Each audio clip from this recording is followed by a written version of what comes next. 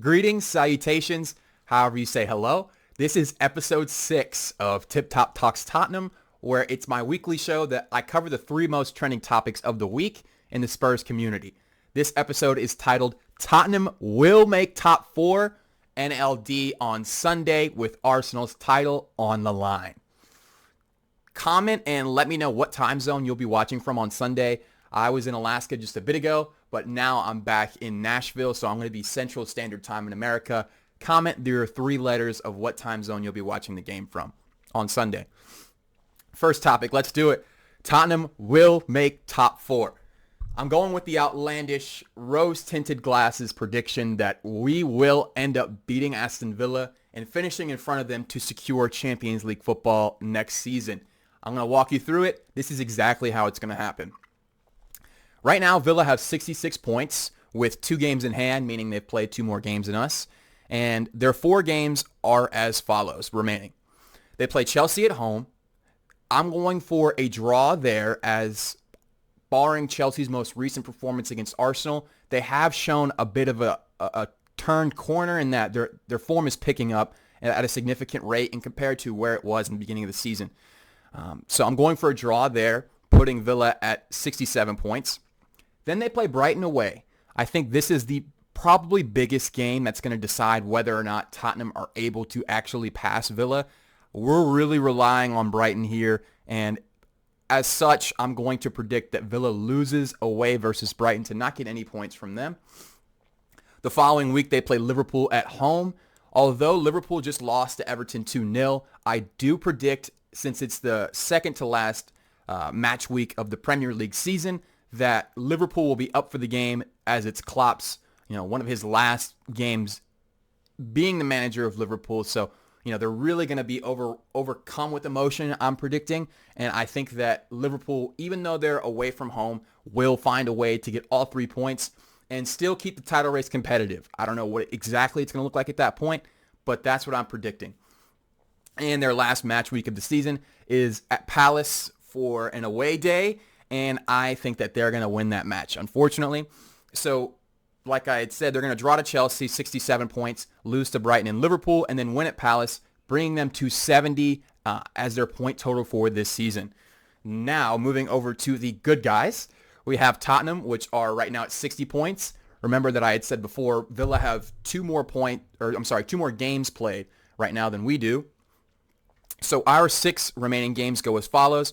Obviously, we play Arsenal. We play the Filth on Sunday at home. I'm predicting us to win, and I'll get into specifics of my prediction here on that in a second.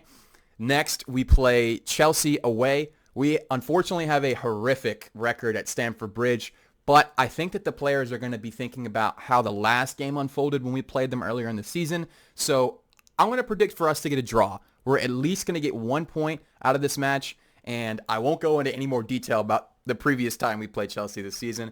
Going to burn that from my memory. Next we have Liverpool away. Similar to Stamford Bridge, our record at Anfield is very poor, admittedly. Although I do think we have gotten a draw there, maybe not last season, the season before, but I don't think it's going to be the same for a lot of the reasons that I said. Villa will not beat Liverpool. I don't think that Tottenham will beat Liverpool either. It's Klopp's last game, overcome with emotion. I'm predicting for them to win and us to lose that match as our final loss of this campaign. The next week, we have Burnley at home. They're destined for relegation, it seems. I love company, but I think this is going to be 3 points for us. We will have too much quality and be on a mission to overcome the Burnley side, a weaker Burnley side. The following week, we have Manchester City at home. It's kind of a running joke in the football community that City, although they are very dominant, struggle against Tottenham in the Tottenham Hotspur Stadium. I know, obviously, in the FA Cup earlier this season, they won 1-0, but I don't predict it to go the same way this time around. I think that we're going to get a draw. I know that it's the time of year where City refuses to lose to anybody and just go into unstoppable mode. But with that being said, I do think that we're going to have enough quality and be on our own mission and have our own priority to where we want to get the top 4 really bad. So we're going to show up on the day and get a result and draw against City. Finally, we play Sheffield at as our last Premier League game this season away. That obviously has to be a 3 points as well. They really seem like they're sleepwalking towards relegation. We had an amazing match against them last time out, but a lot of the teams in the Premier League have had too much. I'm not exactly sure what I was going for there, but too much for Sheffield United. We're going to get 3 points there. So right now we're at 60. Arsenal will take us to 63. Chelsea will take us to 64. Burnley will take us to 67. City will take us to 68. And then Sheffield United will take us to 69, 70, 71 points, finishing 1 point ahead of Aston Villa, securing us the Champions League nights at the Lane next year. For this realistically to happen, Villa have to lose against, or really have to drop points against Liverpool and Chelsea. Liverpool somewhat likely, Chelsea a bit less so. But on top of that, they're also going to have to drop points against Brighton away or Palace at home. I think that Brighton away is more likely for them to drop points than Palace on the last match day of the season. So that's why I predicted that as such.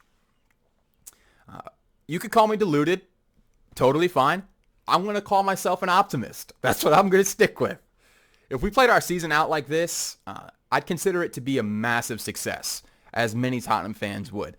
Albeit, if you asked the majority of our fan base before the season started, would you be happy with fifth? I'm sure a lot of them, including myself, would have said absolutely yes. It's a great season. You got to keep in mind, we just sold Harry Kane, brand new manager, brand new system. Give it time, give it patience, and we will go to where we want to be.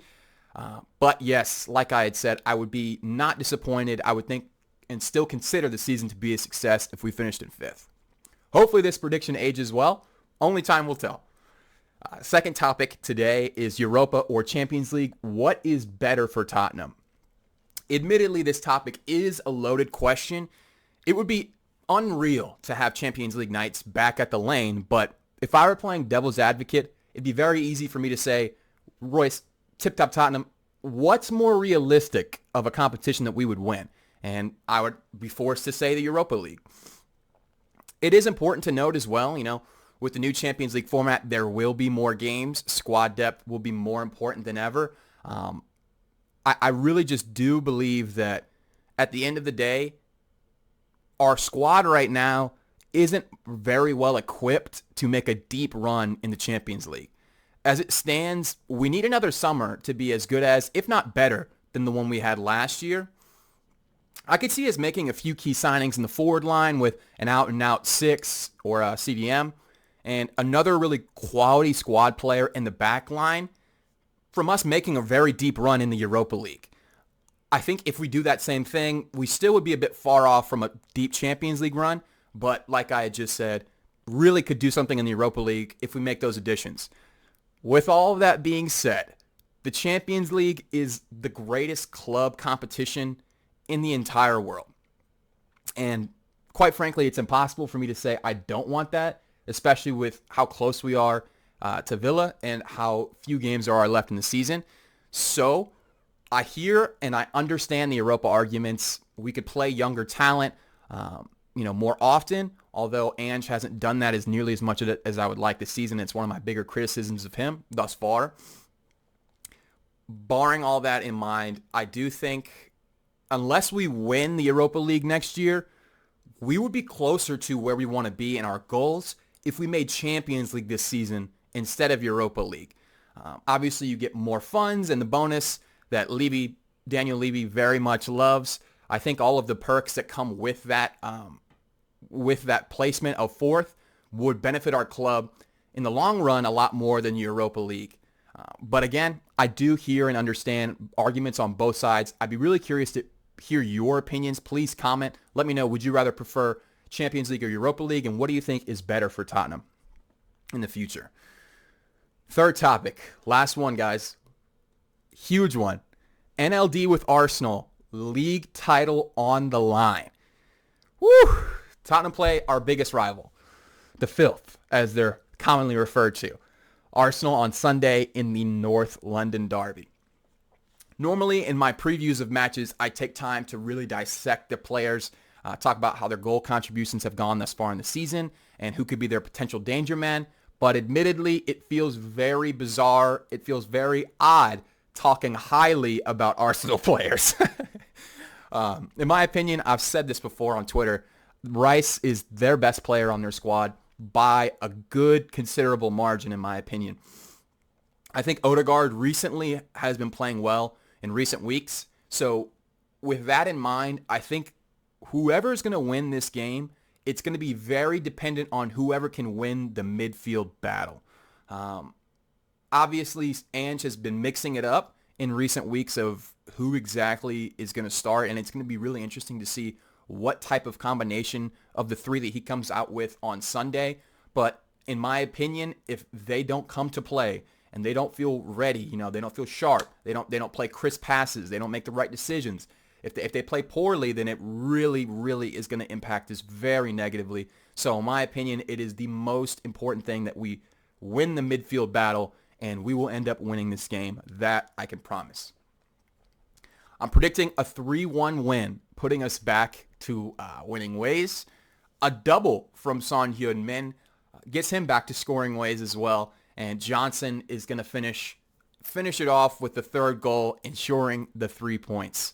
How Spurs would it be for us to lose 4-0 to Newcastle and then come back our very next game and beat Arsenal 3-1? That's what I'm predicting. That's what I'm going with. Comment and let me know your score predictions. On FootMob, 45% of people think that Tottenham will win, which is the lowest in a considerable amount of weeks. About 81% said both teams will score. I could see that. And then 84% of people said there's going to be more than 2 goals. I definitely can see that as well. It's going to be a really interesting matchup, both possession-based systems. I think that the atmosphere as well is going to be electric. The Tottenham fans know what's on the line. The Tottenham players know what's on the line. This is going to bang. This game, as it always does, is going to draw the entire Premier League to watch. It's going to be really exciting, and it always promises fireworks. That is what I'm going to assume will happen again on Sunday. I can't wait. I can't wait for the day that I'm going to be lucky enough to see this in person.